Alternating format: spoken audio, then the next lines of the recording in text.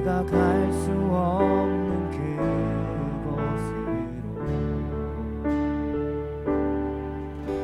주의 사랑 나를 붙드시며 세상 끝날까지 인도하시네. 주님만이 내 아픔 아시며 주님만이 내 맘 어루만지네.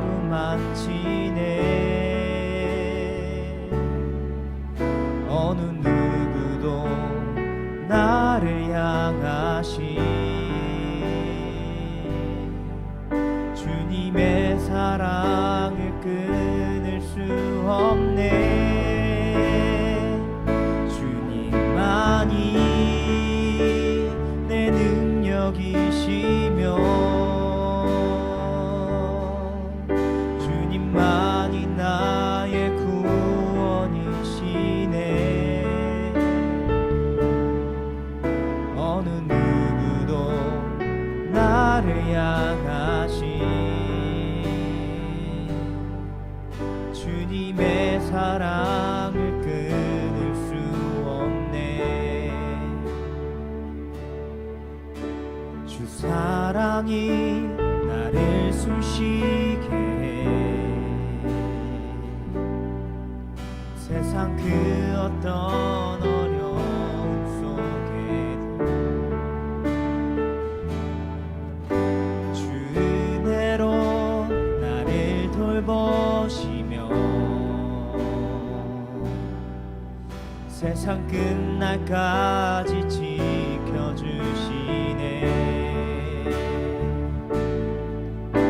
주 사랑이 나를 이끄시네. 내가 갈 수 없는 그곳으로 주의 사랑 나를 붙드시며 세상 끝날까지 인도하시네. 주님만이 내 아픔 아시며 주님만이 내 맘 어루만지네. 어느 누구도 나를 향하시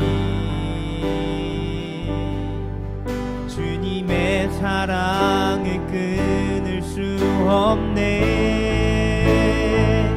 주님만이 내 능력이시며 주님만이 나의 구원이시네. 어느 누구도 나를 향하시 주님의 사랑을 끊을 수 없네.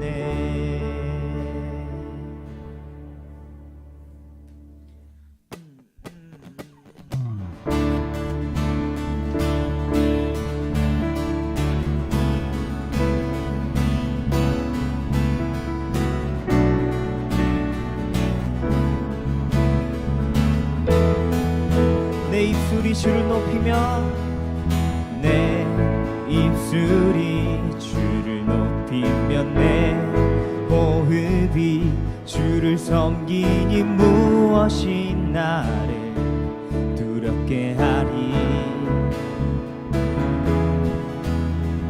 주 잠잠히 나를 비추며 주 가득히 나를 채우니 무엇도 나를 흔들지 못하리. 주 사랑이 내게 들어와 모든 두려움 사라지게 해. 영원히 주 찬양 내 영혼 춤추리. 주 사랑이 내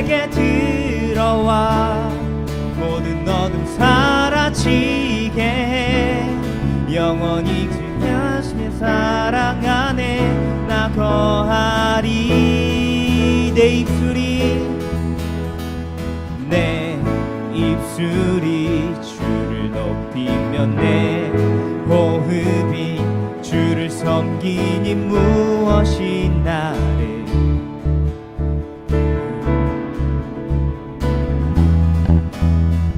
주 잠잠히 나를 비추며 주 가득히 나를 채우니 무엇도 나를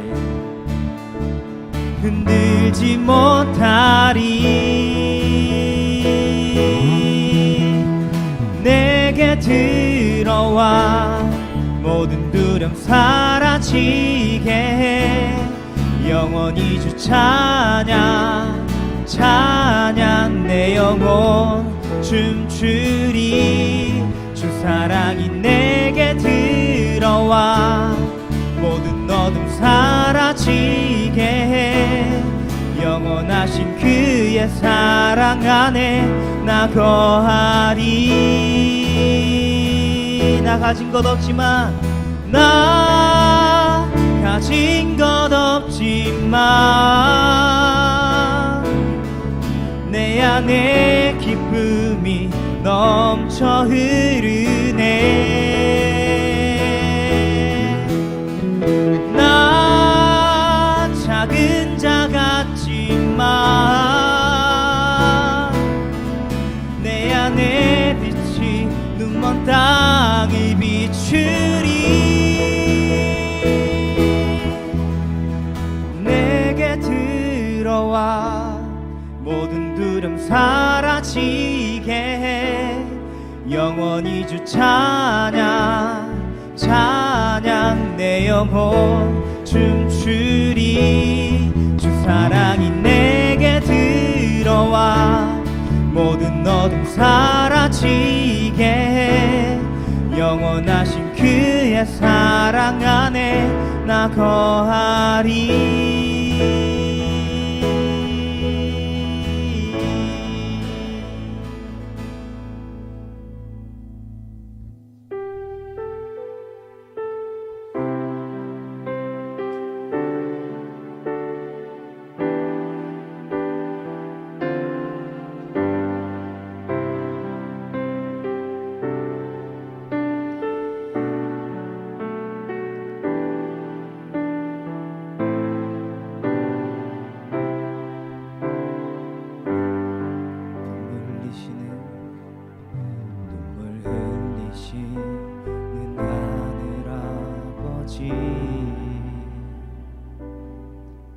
사랑 때문에 고개를 떨구며 하나님의 아들이 이 땅 위에 오신 분 십자가에 그 몸을 맡기셨네. 오직 사랑 그 사랑 때문에 하늘 보자 버리고 십자가 지셨네. 나를 위해 오직 나를 살리시기 위해 모든 물과 피 흘리신 십자가 그 사랑이 나를 정케 했고 십자가 그 사랑이 나를 살리셨네. 십자가 크신 그 능력이 죽음 이기셨고 그 십자가 나를 일으키네. 오직 사랑 오직 사랑 그 사랑 때문에 하늘 보자 버리고 십자가 지셨네. 나를 위해 오직 나를 살리시기 위해 피 흘리신 예수 십자가 그 사랑이 나를 정케 했고 십자가 그 사랑이 나를 살리셨네 십자가 크신 그 능력이 죽음 이기셨고 그 십자가 나를 일으키네 나를 향한 크신 사랑 생명을 내어주신 주 그 사랑이 나를 감싸네 못 박히신 주님의 그 두 손이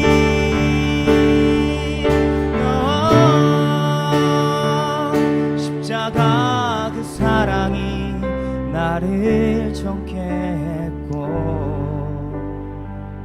십자가 그 사랑이 나를 살리셨네 십자가 크신 그 능력이 죽음 이기셨고 그 십자가 나를 일으키네 하나님 감사합니다. 오늘도 그 십자가의 사랑 앞에 나와서 예배할 수 있도록 은혜 베풀어서 감사합니다.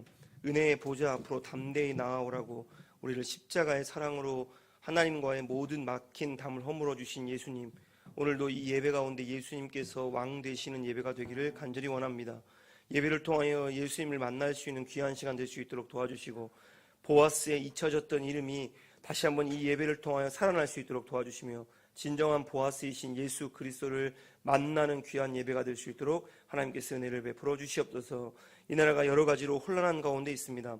예배를 전면으로 금지한다, 폐쇄한다라는 것 때문에 많은 목회자들에게 혼란과 어려움이 야기되는 가운데 있습니다.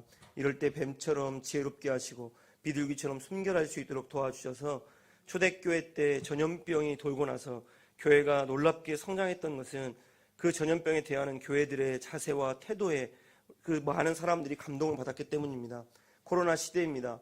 우리에게 주신 위기이면서도 하나님께서 우리에게 주신 기회인 것을 알기에 이 시기를 지혜롭게 보낼 수 있도록 도와주시고 하나님 이때에 깨어 기도하는 교회들, 다시 한번 하나님께 회개하는 교회들 될 수 있도록 은혜 베풀어 주시옵소서. 오늘도 루키서를 통하여 들려주시는 사랑의 이야기를 듣기 원합니다.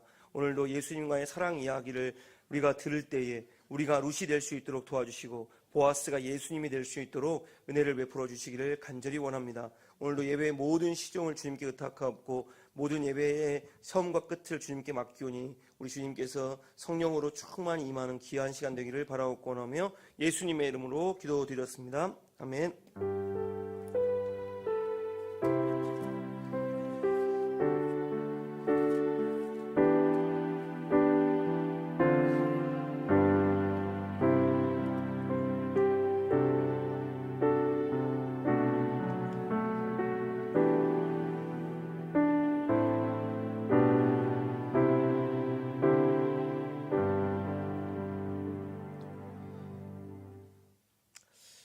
네, 하나님 말씀 룻기서 2장 14절부터 19절까지 말씀 보도록 하겠습니다.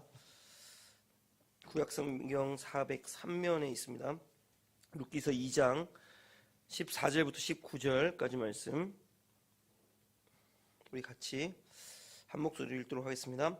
식사할 때 보아스가 룻에게 이르되 이리로 와서 떡을 먹으며 내 떡 조각을 초에 찍으라 하므로 룻이 곡식 베는 자 곁에 앉으니 그가 볶은 곡식을 주매 룻이 배불리 먹고 남았더라. 룻이 이삭을 주러 일할 때에 보아스가 자기 소년들에게 명령하여 이르되 그에게 곡식단 사이에서 줍게 하고 생망하지 말며 또 그를 위하여 곡식 다발에서 조금씩 뽑아 버려서 그에게 줍게 하고 꾸짖지 말라 하니라. 룻이 밭에서 저녁까지 줍고 그 주운 것을 보니 보리가 한 에바쯤 되는지라. 그것을 가지고 성읍에 들어가서 시어머니에게 그 주운 것을 보이고 그가 배불리 먹고 남은 것을 내어 시어머니에게 드리매 시어머니가 그에게 이르되 오늘 어디서 주웠느냐 어디서 일을 하였느냐? 너를 돌본 자에게 복이 있기를 원하노라 하니 룻이 누구에게 일했는지를 시어머니에게 알게 하여 이르되 오늘 일하게 한 사람의 이름은 보아스니이다 하는지라. 아멘. 우리나라가 몇십 년 전만 해도 외국인들에 대해서 참 신기한 눈으로 쳐다봤던 적이 있습니다. 제가 초등학교 다닐 때 한 외국인을 만났는데 저에게 이렇게 와서 뭐라고 영어로 이렇게 이야기하는데 다른 건 기억 안 나고 하우스라는 말이 기억이 났습니다. 제가 시골에서 컸기 때문에 하우스 하길래 이 비닐하우스를 얘기하는 줄 알고 왜 너는 하우스를 여기서 찾냐, 시골에 있지, 내가 이렇게 얘기를 했어요. 그랬더니 집이 어디냐고 한국말로 물어보더라고요. 그러니까 그만큼 외국인들이 이렇게 흔하지도 않았던 시대였는데 어느 순간 우리나라도 이제 외국인들이 많이 들어와서 다문화 가정들이 많이 생겨나게 되었습니다. 그런데 우리나라보다 사실 우리나라도 외국인들에 대해서 참 그렇게 이미지가 별로 이렇게 썩 달갑지 않은 나라였습니다. 국제시장이라는 영화에 보면 그런 내용이 나오죠. 어렸을 때 훈남 부대에서 헤어졌던 동생이 방송에서 이렇게 나와서 영어를 했더니 사람들이 아이고 영어한다, 한국말 모른다 하면서 안타까워했던 모습들, 그것이 바로 우리나라에 대한 외국인에 대한 그런 이미지였고, 익숙하지 않고 낯설어했고 그들을 그렇게 달갑게 여기지 않았던 우리 시대의 문화였습니다. 이스라엘도 마찬가지입니다. 이스라엘은 특별히 이방인에 대해서 그렇게 달갑게 그리고 그들을 관대하게 대하지 않은 민족 가운데 하나였습니다. 자신들만이 선민이라고 믿었기 때문입니다. 이방인에 대한 이런 생각은 언제까지 계속되냐면 예수님께서 이 땅에 오시고 승천하신 이후에 이방인 선교를 시작할 때까지 이 일은 계속되었습니다. 사도행전 10장에 보면 어느 날 베드로가 기도할 때에 하늘에서 이런 그림이 보입니다. 저기 보면 돼지부터 해서 뭐 여러 가지 토끼, 너구리 막 이런 것들이, 가재 막 이런 것들이 있습니다.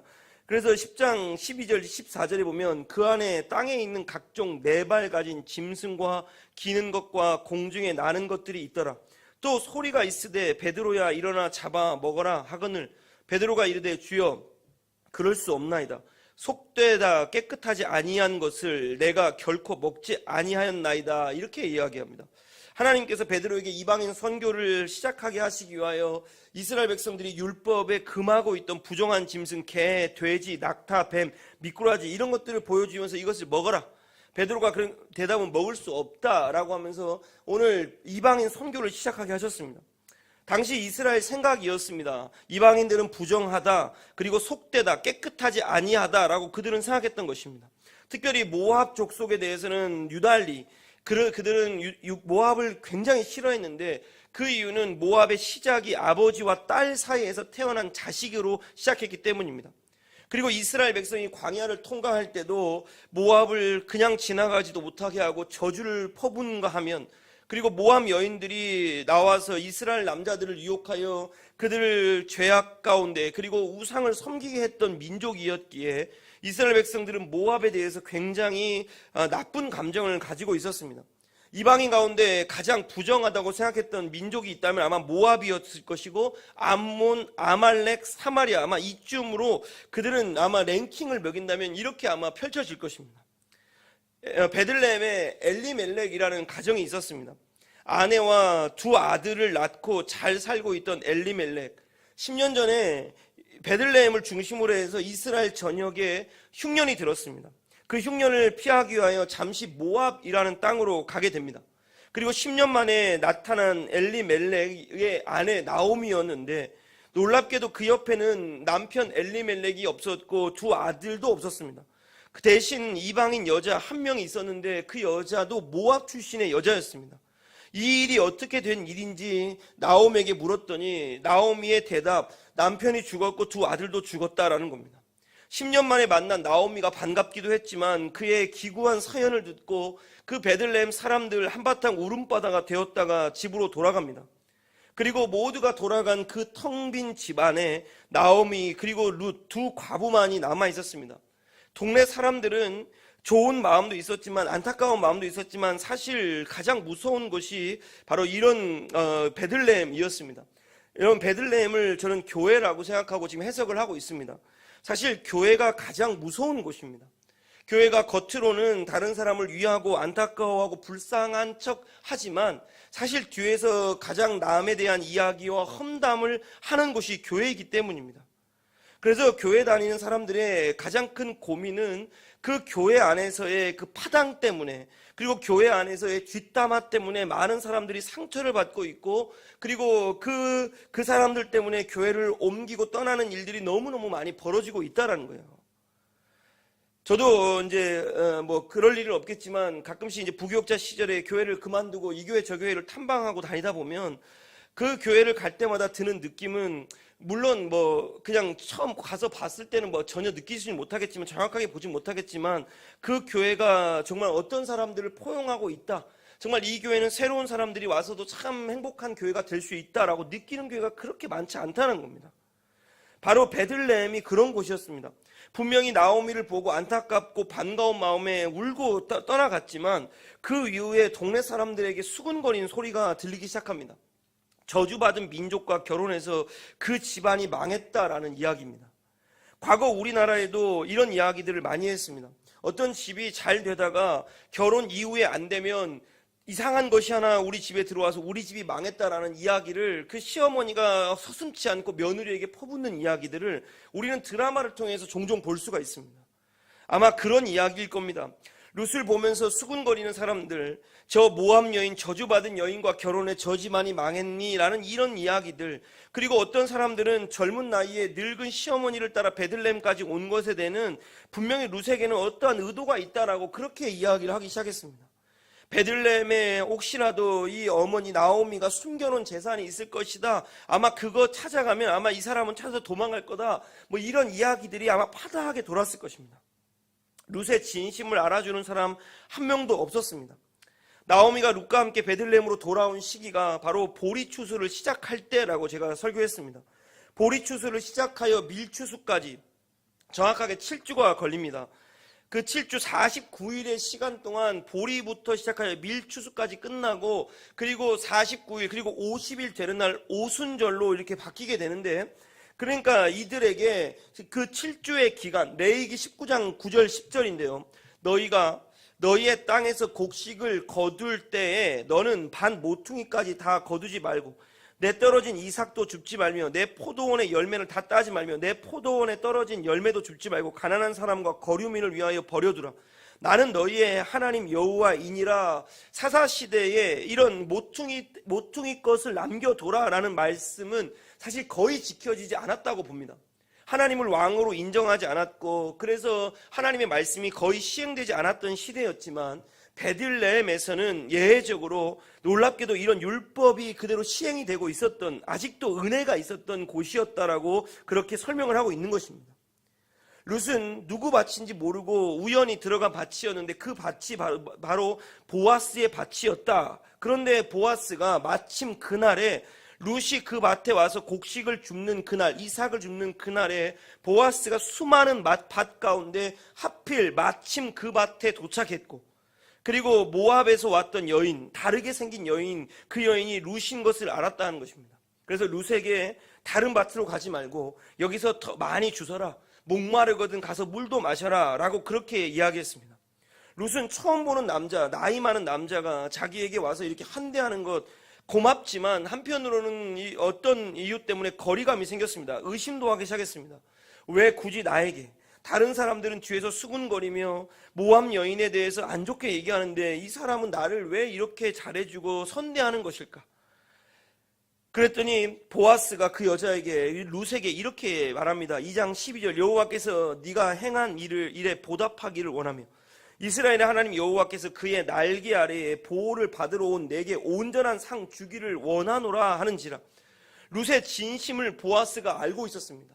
다른 사람들은 수군거리고 룻에 대해 의심하고 험담할 때에 보아스는 이 룻이 다른 어떠한 이유 때문에 베들레헴으로 온 것이 아니라 하나님의 헷세들을 경험했고, 그 하나님의 헷세들을 가지고 시어머니를 향한 그 사랑으로 이 베들레헴으로 왔다.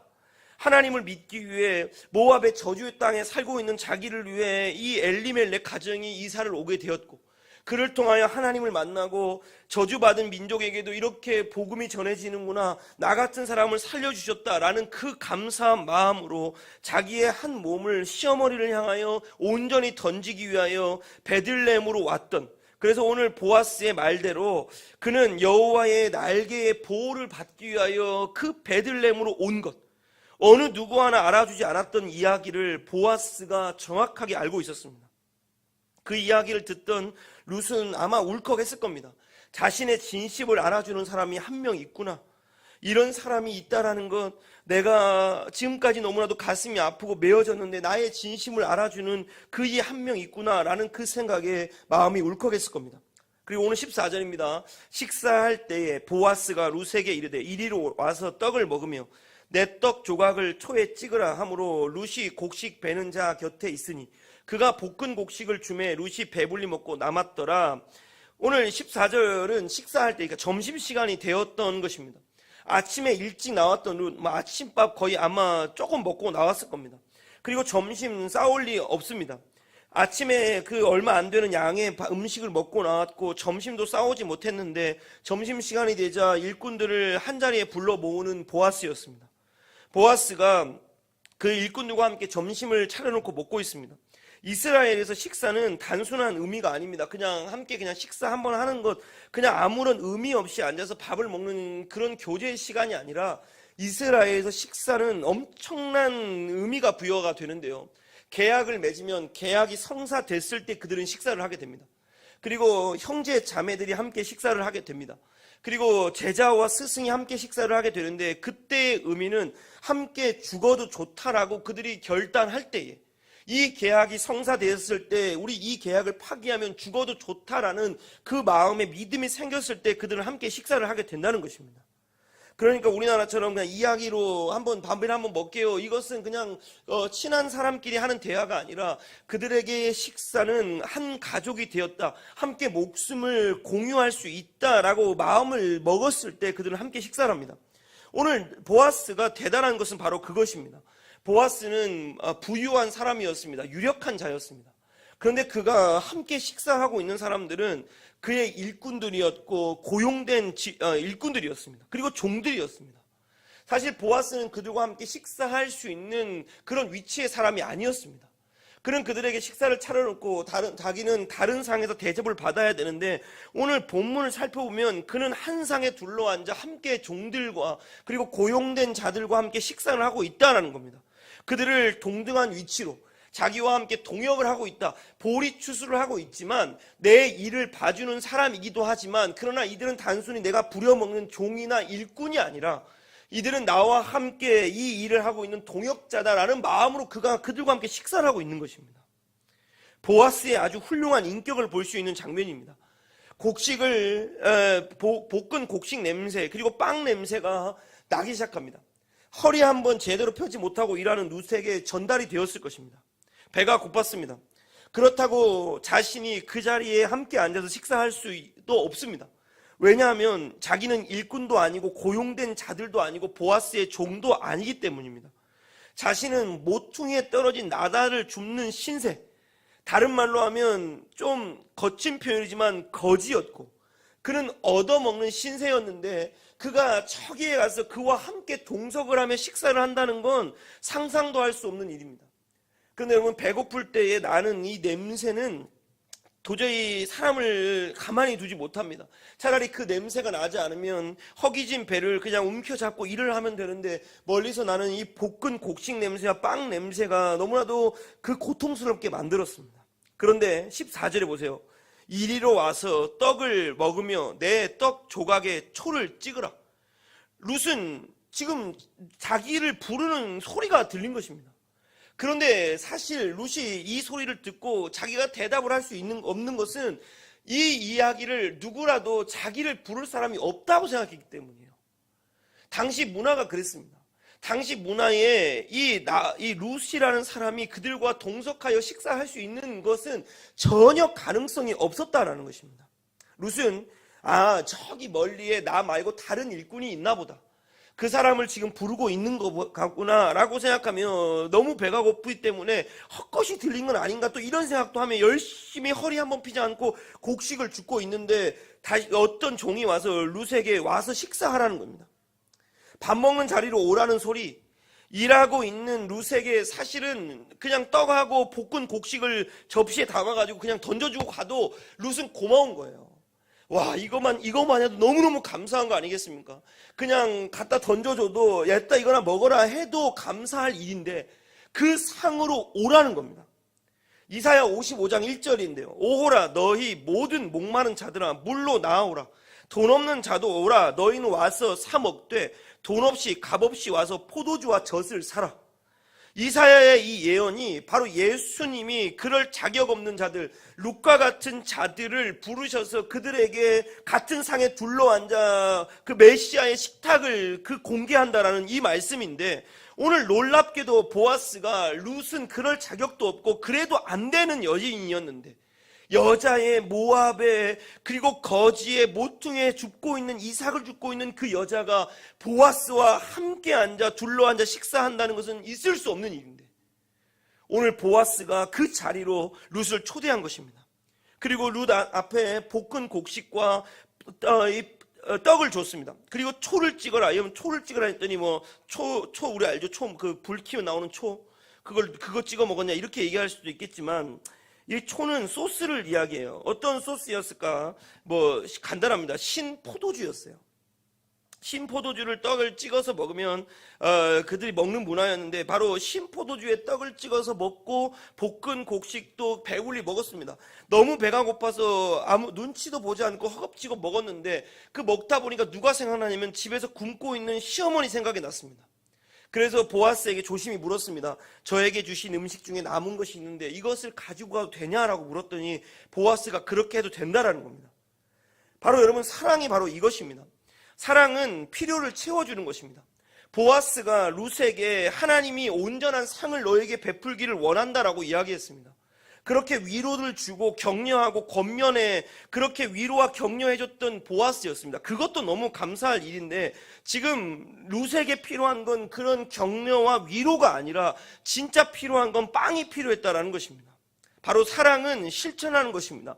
행동하는 것입니다. 그 사람을 사랑한다. 그래서 말로만 사랑하는 것이 아니라 행동으로 나타내야 되는 것인데 돈이 없는 자에게는 돈을 주고 먹을 것이 없는 자들에게는 먹을 것을 줄 수 있는 것이 바로 사랑이라는 것입니다. 보아스가 지금 그 사랑을 입으로만 하나님이 너에게 온전한 상을 베풀기를 원한다라고 이야기하고 그냥 만 것이 아니라 실제로 그는 거기에 대한 사랑으로 실천으로 옮기고 있다는 것이에요. 한국교회에 제가 있으면서 참 목회자들을 보면서 목회자들이 이렇게 받아 먹는 데 너무 익숙하다는 것이 참 안타까운 일입니다. 성도들에게 받아 먹고 나면 꼭 그렇게 축복을 해줘요. 목회자를 대접했으니까 복을 받을 것이다. 말로만 그렇게 한단 말이에요. 물론 목회자에게 하나님의 축복권을 주셨기에 분명히 목회자를 대접하고 그 믿음으로 대접한 자에게는 반드시 선지자의 상이 있을 것이라는 성경의 말씀대로 그에게 상이 있을 것입니다. 그러나 우리는 그렇게 받아먹는 데 익숙해서 그들에게 고맙다는 인사로 대신할 게 아니라 우리도 성도들 가운데 필요하고 뭔가가 있어야 될 사람들에게 나눠줄 수 있는 그런 사랑의 실천을 할 수 있는 자들이 돼야 되고 이 일은 목회자인 우리가 먼저 해야 될 일인데 안타깝게도 이것들을 많이 상실한 시대를 우리는 살아가고 있습니다. 보아스는 바로 그 사랑을 룻에게 실천하고 있습니다. 룻에게 먹을 것을 갖다 주는 것만으로도 감사할 일인데 그런 룻을 그냥 음식만 갖다 주는 것으로 끝나는 것이 아니라 보아스의 식탁으로 초대했던 보아스. 세상에는 갑과 을이 존재합니다. 원래 갑과 을은 계약을 목적으로 만든 주어입니다. 그 주어의 이름을 다 쓸 수 없으니까 갑과 을이라는 단어를 썼던 것입니다. 갑과 을은 이렇게 계약을 한다 이렇게 이야기해요. 그러면 갑과 을은 주와 객이 되는 것이 아니라 동등한 위치다라는 뜻인데 어느 순간 이것이 갑과 을이 갑이 위고 을이 아래 이런 세상을 살아가고 있어서 갑과 을이 세상에 존재하며 갑은 위에 을은 밑에라는 이런 사상이 한국교회 한국 사회를 뒤엎고 있습니다. 그러나 분명히 명심하셔야 될 것은 교회 안에서는 갑도 없고 을도 없습니다. 교회는 동등한 위치입니다. 보아스든 루시든 예수 그리스도 안에서 한 형제인 자매가 된 우리는 갑과 을의 관계, 누가 높고 낮음의 관계가 아니라 한 형제 자매로 함께 둘러앉아 식사를 나눌 수 있는 그런 사이가 되어야 된다는 것입니다. 룻기서 2장 15절 16절입니다. 룻이 이삭을 주우러 일어날 때 보아스가 자기 소년들에게 명령하여 이르되 그에게 곡식단 사이에서 줍게 하고 책망하지 말며 또 그를 위하여 곡식 다발에서 조금씩 뽑아버려서 그에게 줍게 하고 꾸짖지 말라 하니라. 밥을 먹었으면 우리는 어떻게 해야 됩니까? 스타벅스 가야지요. 청자다방 가야죠. 아니면 메가커피는 좀 패스하고 이렇게 어디라도 가서 커피 한잔하고 잠깐 쉬었다가 일을 하는 것, 그게 우리 일반적인 상식인데 룻은 지금 그럴 시간이 전혀 없습니다. 빨리 먹었으면 가서 주워야 합니다. 왜요? 그에게 주어진 시간은 7주밖에 없기 때문이에요. 보리와 밀의 추수가 끝나고 나서는 그들은 더 이상 이삭을 줄 수 없기 때문에 그에게 주어진 시간은 1년 동안 주어진 시간은 딱 7주 49일밖에 없습니다. 이 49일 동안 열심히 일해야 1년 동안 먹을 식량을 확보할 수 있기 때문에 이 룻은 조금도 쉬는 시간이 필요 없었어요. 그가 곡식을 먹고 떡을 먹었습니다. 그럼 빨리 일어나서 물 한번 빨리 마시고 가서 열심히 일을 하기 시작합니다. 보아스는 룻이 떠난 후에 소년들에게 이렇게 말합니다. 말했을 때는 그에게 명령을 한 거예요. 부탁한 겁니다. 부탁과 동시에 명령이 포함되어 있는데 룻이 어디서 그 이삭을 줍게 하냐면 곡식단 사이에서 줍게 해라. 그 곡식단 사이는 모퉁이가 아니라 중앙입니다. 중앙에서 곡식단을 묶었는데 곡식단을 묶을 때 힘을 주기 때문에 곡식 나달들이 많이 떨어져요. 그래서 거기가 가장 많은 수확을 얻을 수 있는 곳인데 그때 당시에 어떤 사람들이 있었냐, 곡식단에 가가지고 곡식들만 주어야 되는데 어떤 사람들이 일부러 막 꺾어서 버려버려요. 그래서 자기가 이거 떨어진 거네 하고 주워가는 사람들이 있었어요. 그래서 그 당시에 사람들은 이렇게 법으로 금지해놨어요. 곡식단 사이는 오지 마라. 그냥 모퉁이에서만 주워라. 이렇게 이야기했던 거예요. 그래서 오늘 보아스가 뭐라고 하냐면 그를 책망하지 말라. 그리고 일로 와서 그 곡식단에서 죽게 해라. 그리고 너희는 다발을 묶을 때에 조금 뽑아라. 이것은 털어라. 한번 털어서 가급적이면 많이 떨어질 수 있도록 해라. 이렇게 이야기한 거예요. 여러분, 이 보아스의 인격과 신앙이 얼마나 대단한 것을 보여줍니다. 이삭을 줍고 있던 룻을 불러서 곡식 갖고 와봐라 해가지고 그 곡식 중에 한 바구니를 그냥 주면은 와, 사람들이 야, 보아스 정말 대단한 사람이다. 이렇게 가난한 사람들을 도와주고 어려운 사람들을 도와주는 참 멋진 신앙을 가진 사람이다 라고 그렇게 보아스를 칭찬했을 겁니다. 반면 그렇게 보리를 받았다면 룻은 얼마나 자존심이 상했을까요? 나를 어떻게 생각하길래 나는 이런 존재밖에 아니구나. 줘서 감사하지만 많은 사람들이 이렇게 주면서 나를 정말 불쌍하게 생각했던 그 눈빛들을 잊지 못해 보아스의 밭으로 다시는 갈 수 없었을 것입니다. 그런데 보아스는 룻이 모르게 그에게 선물을 준비하고 있었습니다. 룻이 조금도 눈치채지 못하도록 다른 데보다 조금 더 떨어지게 해서 마음이 상하지 않도록 낯선 이방 땅에 와서 사람들의 수군거림에 너무나도 지쳐있고 눈치 보고 있던 그 룻에게 눈치 보지 말라고, 그 룻에게 온전한 선물을 주기 위해 상을 주기 위하여 헤세드 사랑을 베풀고 있는 보아스의 이 아름다운 모습이 오늘 본문에 잘 나타나 있습니다. 룻도 태어났을 때 그 집안에서 너무나도 귀한 딸이었습니다. 동네에서 인기 꽤나 있었던 처녀였을 것입니다. 그런데 그런 처녀가 이 처녀 입장에서도 기구한 팔자죠. 남편 하나 잘못 만나 완전 모든 것이 엉망이 되어버린 이 여인도 모압 여인이었지만 그래도 모압 땅에서 자기 부모의 밑에서는 너무나도 귀하고 너무나도 사랑스러운 딸이었다라는 것입니다.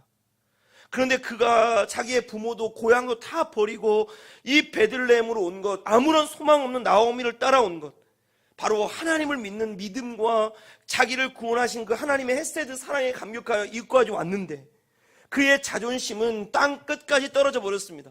사람들이 그에게 수군거리는 소리, 모압의 저주받은 민족이라는 그 소리에 자존심이 구겨질 대로 구겨졌던 그 룻의 자존심을 세워주기 위하여 보아스는 보이지 않는 곳에서 룻을 위하여 열심히 일하고 그에게 선물을 준비하고 있는 것이었습니다. 17절입니다. 룻이 밭에서 저녁까지 줍고 그 주운 것을 보니 보리가 한 에바쯤 되는지라 저녁이 되었습니다. 이제 일을 정리하고 집으로 갈 시간이 되었습니다. 룻이 주었던 곡식들을 전부 모았더니 그 무게가 한 에바였습니다. 에바는 22리터 정도 되는 겁니다. 1.5리터 페티병으로 그러니까 22리터면 엄청나게 많은 양인데 이걸 키로로 한 사람은 17kg 됩니다. 17kg 굉장히 무거운 양입니다. 여러분 17kg를 하루에 주었습니다. 어떻게 이런 일이 가능했을까요? 보아스가 일꾼들에게 많이 떨어뜨리려고 했더니 진짜 일꾼들이 엄청나게 떨어뜨려 준 겁니다. 보통 하루에 1리터에서 2리터 줍는 것, 그것도 굉장한 수확이었습니다. 17kg라고 하면 이건 한 달은 나오미와 룻이 좋게 먹을 수 있는 양의 식량이었습니다. 이렇게 만약에 하루에 17kg씩 7주를 줍는다면 보아스와 룻과 나오미 1년 동안 먹을 거 걱정 안 해도 될 만큼 엄청난 양을 그가 주었습니다. 18절에 그것을 가지고 성읍으로 들어가서 시어머니에게 그 준 것을 보이고 그가 배불리 먹고 남은 것을 내어 시어머니에게 드리매 그리고 그 곡식 17kg짜리를 들고 왔습니다. 엄청난 힘이 좋은 여자지요. 매력적입니다. 얼마나 17kg를 들고 먹던 음식까지 들고 이 정도면 굉장합니다. 그래서 이 들고 와서 자기가 점심에 먹다 남은 볶은 곡식과 떡 그리고 그걸 어머니에게 드렸어요. 그리고 자기가 주운 곡식을 보여줬더니 19절에 시어머니가 그에게 이르되 오늘 어디서 주었느냐 어디서 일을 하였느냐 너를 돌본 자에게 복이 있기를 원하노라. 왜 이렇게 얘기했냐? 지금까지 주워온 양은 이건 하루 만에 주울 수 있는 양이 아니었기 때문이었어요. 그래서 그 사람에게 복이 있기를 원한다. 그래서 너에게 이렇게 헤세드를 베풀어주고 너에게 이렇게 은혜를 베풀어준 그 사람이 하나님께 복 받기를 원한다라고 정말 간절히 기도해 줬어요. 그러니까 룻이 누구에게 일했느냐라는 시어머니 답에 그 사람의 이름이 보아스였습니다라고 대답을 해요. 보아스. 성경에 보아스라는 이름이 28번 등장을 합니다. 28번 등장하는 이 보아스의 이름이 이 룻기서에 26번이 등장합니다. 두 번이 어디에 드냐면 열왕기상 7장과 역대하 3장에 한 번씩 나오게 되는데 그 나머지는 26번은 바로 오늘 룻기서만 등장합니다. 보아스, 하나님에게 능력이 있다. 그에게 능력이 있기에 왕은 기뻐한다라는 뜻인데 오늘 역대하 3장 17절에 나옵니다. 그 두 기둥을 성전 앞에 세웠으니 왼쪽에 하나요 오른쪽에 하나라. 오른쪽 것은 야긴이고 그 야긴이라 부르고 왼쪽 것은 보아스라 불렀더라. 솔로몬이 성전을 세운 후에 그 앞에 저렇게 두 개의 기둥을 세웠습니다. 성전 입구에 기둥을 세웠는데 오른쪽을 야긴이라 하고 왼쪽 것을 보아스라고 했습니다. 그래서 하나님께서 세우셨다. 야긴. 이 성전은 내가 세우고 솔로몬 왕인 내가 세우고 내가 건축한 것이 아니라 하나님이 세우셨다. 그리고 그 모든 능력은 하나님에게 있다. 그래서 나는 기쁘다라는 마음으로 믿음으로 두 기둥을 세웠습니다. 그런데 왜 보아스, 그에게 능력이 있다라는 이 좋은 이름이 구약에 28번 등장하는데 룻기서 이후에 이에 그 보아스라는 이름이 사라졌을까요? 왜 그의 이름은 잊혀진 이름이 되었을까요? 이스라엘에서 이름이 없어지는 예가 있습니다. 두 가지 예인데요. 첫 번째는 수치스러울 때 그 이름이 없어집니다. 우리나라에 한 가지 이름이 지금 없어지고 있습니다. 최순백이 없어지고 있어요. 국정농단 사건 이후에 그 이름을 갖춘 사람들이 엄청나게 개명을 해버렸대요. 왜냐하면 수치스러운 이름이 되었기 때문이에요. 그래서 그 이름이 사라지는 것처럼 이스라엘에서 수치스러운 이름일 때에 그 이름이 없어져 버립니다. 두 번째는 그 이름이 신적인 이름일 때 없어집니다. 대표적인 예가 예수라는 이름입니다. 여호와는 나의 구원이시다. 구약의 여호수아 호세아라는 이름이 바로 예수라는 이름이었어요. 그런데 그 이름이 주 2세기경에 완전히 흔적도 없이 사라져 버립니다. 그 이유는 뭘까요? 예수님을 믿지 않는 사람들에게는 저주받아 죽은 이단의 괴수였기에 그가 수치스러운 이름이었기 때문에 없어졌습니다. 예수님 믿는 사람들에게는 성도들에게는 신적인 이름이었기 때문에 그 이름이 없어진 것입니다. 보아스, 그에게 능력이 있다. 그 뜻이 왜 없어졌냐? 바로 그에게 이름에 신적인 능력이 있었기 때문이었습니다. 나오미와 룻, 소망 없는 두 사람의 이야기에 등장하는 그의 이름이 보아스입니다. 보아스를 만남으로 나오미와 룻이 텅 빈 삶, 소망 없고 희망 없는 그들의 삶이 채워지기 시작하고 그들의 삶이 빛나기 시작하고 그들의 삶이 회복될 것이고 마침내 그들을 통하여 오벳이 그리고 이새가 다윗이 태어날 것이고 다윗을 통해 예수 그리스도가 태어나게 될 것이고 예수 그리스도를 통해 온 인류가 구원을 받게 되는 놀라운 사건이 앞으로 펼쳐질 것입니다. 그 일을 위해 보아스가 오늘 등장을 합니다. 룻과 나오미가 꼭 만나야 될 그 사람이 보아스였습니다.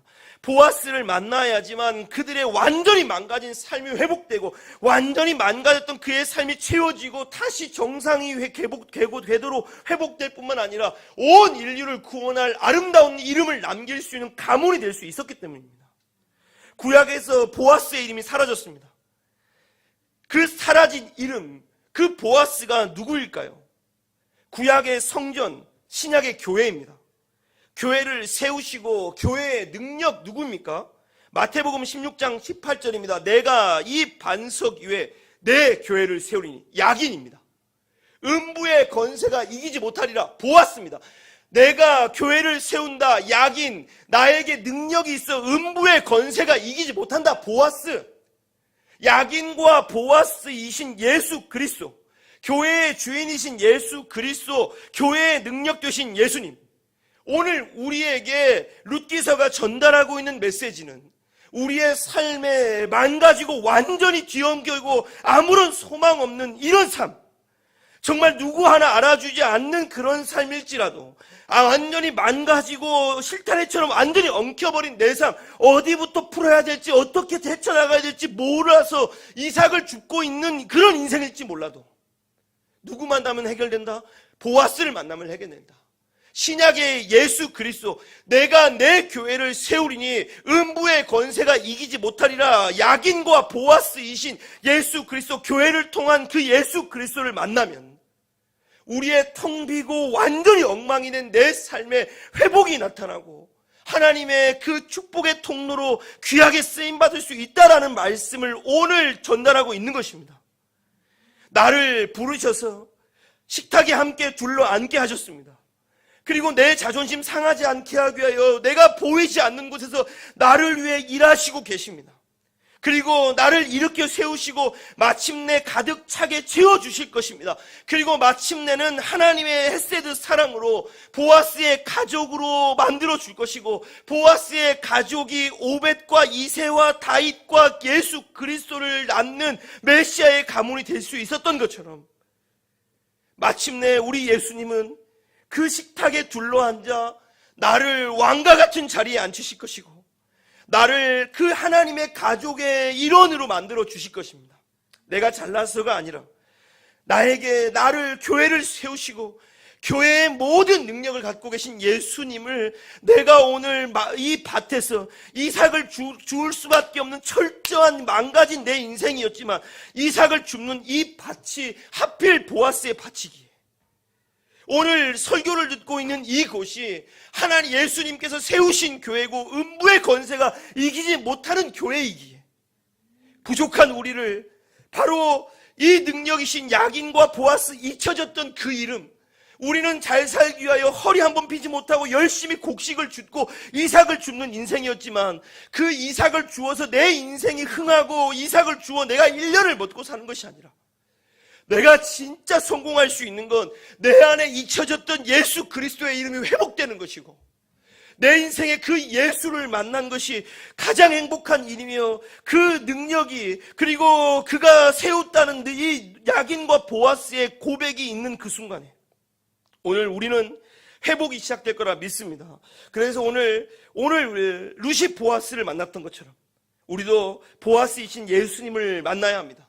그래서 보아스가 내 안에 잊혀진 이름으로 존재할 것이 아니라 내 안에 살아서 역사하는 이름으로 바뀔 때에 바로 나의 모든 것을 세우시고 능력이 있으신 그분이 나를 일으켜 세우시며 마침내 정상의 자리에 나를 앉히실 거라 믿기에 오늘도 그 예수님을 만나는 하루, 교회를 통하여 그 예수님을 만나고 내 인생에 그 보아스가 잊혀진 이름이 아니라 늘 살아서 역사하는 이름이 되기를 바랍니다. 십자가 그 사랑이 찬양하도록 하겠습니다.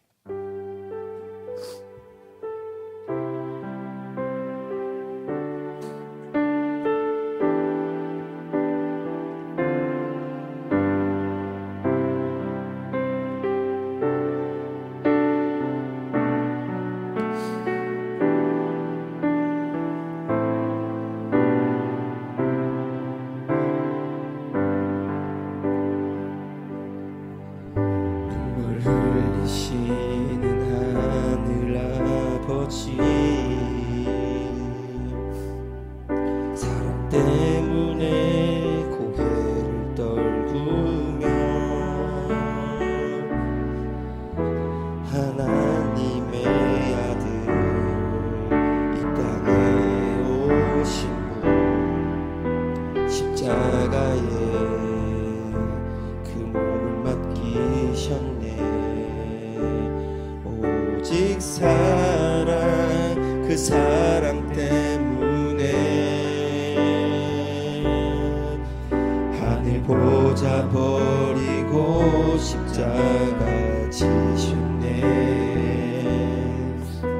나를 위해 오직 나를 살리시기 위해 모든 물과 피 흘리신 예수 십자가 그 사랑이 나를 정케 했고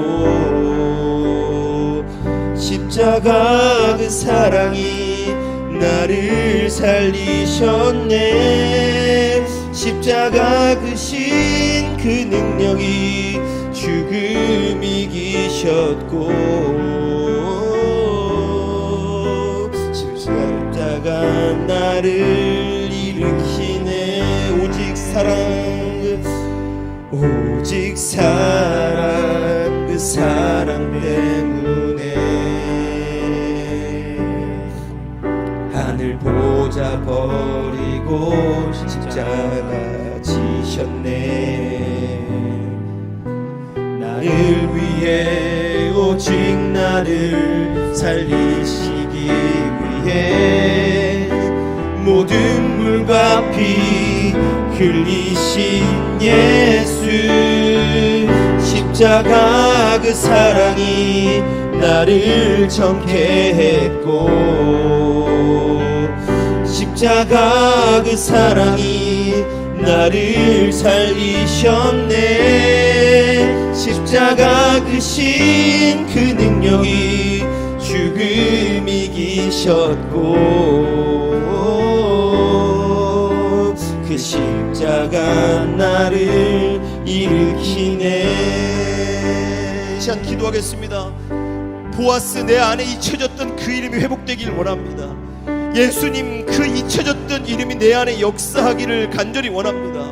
그 예수님을 만나야지만 나를 세우시고 그에게 능력이 있다는 사실을 알기에 오늘도 그 예수님을 만나기 원합니다. 루시 보아스를 만나야지 그의 인생이 달라지고 회복되며 그가 마침내 정상으로서 우뚝 설 수 있다는 것을 알기에 오늘 우리에게 그 예수님을 만나라고, 값없이 너를 초청하는 그 예수님을 만나라고, 너의 모든 것을 회복시킬 수 있는 그 예수님을 만나라고 말씀하시기에 오늘 이 시간 우리는 돌아보기 원합니다. 부스러기를 원하며 이삭 줍는 것으로 만족하며 살아가는 우리의 인생 되지 않게 하시고 오늘도 잊혀져 버렸던 그 보아스의 이름을 붙잡고 기도하며 그 보아스가 예수 그리스도로 내 안에 살아서 역사할 수 있도록 하나님 이 시간도 우리에게 은혜를 달라고 함께 기도하도록 하겠습니다.